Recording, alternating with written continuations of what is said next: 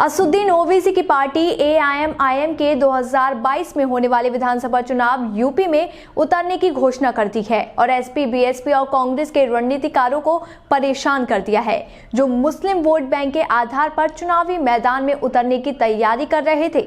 जिसके बाद सवाल खड़ा होता है कि क्या ओवैसी की रणनीति बदल सकती है यूपी में चुनावी बिसात। एक रिपोर्ट देखिए। देश के सबसे बड़े सूबे उत्तर प्रदेश में 2022 में विधानसभा चुनाव होने हैं, लेकिन अभी से सूबे का सियासी पारा गर्मा गया है।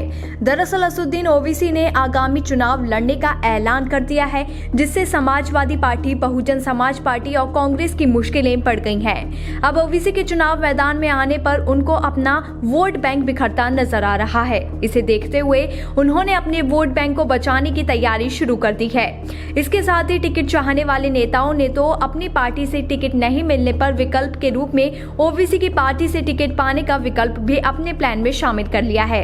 आपको बता दें कि बिहार के विधानसभा चुनाव में जिस प्रकार से ओवैसी की पार्टी को कई सीटों पर जीत मिली है, उसके बाद से ओवैसी का उत्साह बढ़ गया है। अब तक हैदराबाद तक सीमित ओवैसी हिंदी भाषी बैलेट बिहार के बाद अब यूपी में भी 2022 की चुनावी की तैयारियों में जुट गए हैं। कांग्रेस सूत्रों के अनुसार राज्य में कांग्रेस की स्थिति तमाम प्रयासों के बावजूद बहुत ज्यादा नहीं सुधरी है और अब ओवैसी ने यूपी में चुनावी ताल ठोक दी है। इसके बाद से अगर मुस्लिम वोट बैंक ओवैसी की ओर मुड़ गया तो राज्य में कांग्रेस की स्थिति और कमजोर हो सकती है और यही डर समाजवादी पार्टी और बहुजन समाज पार्टी के रणनीतिकार को परेशान कर रहे हैं।